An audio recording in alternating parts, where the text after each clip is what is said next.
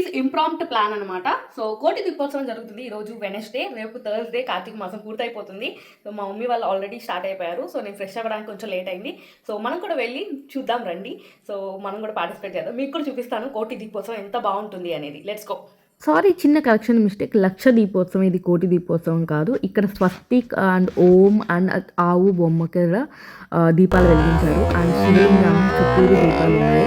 So అవన్నీ అఖండ దీపాలు, అవన్నీ చుట్టూరు తిప్పారు. ఫుల్ వీడియో చూస్తే కానీ మీకు ఎందుకు డివోషన్ అలా వస్తుంది. సో ఫుల్ వీడియో నేను పోస్ట్ చేస్తాను. Please wait for that.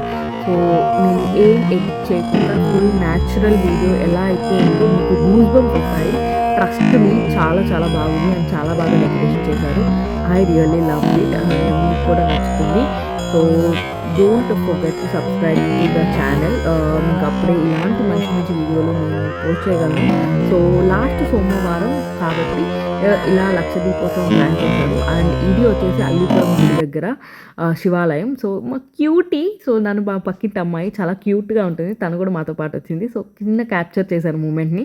మా మమ్మీ అండ్ మా పక్కింటి అమ్మాయి వాళ్ళంతా దీపాలు వెలిగిస్తున్నారు. సో నేను కూడా వెలిగించాను. ఆ షార్ట్ నేను షూట్ చేయలేదు. నేను వెలిగించేటప్పుడు భక్తితో వెలిగించాలి. తర్వాత అక్కడ మాకు పెన్నా నది ఉంది. సో కోనేరులో అక్కడ వదిలేసాము అనమాట దీపాలు.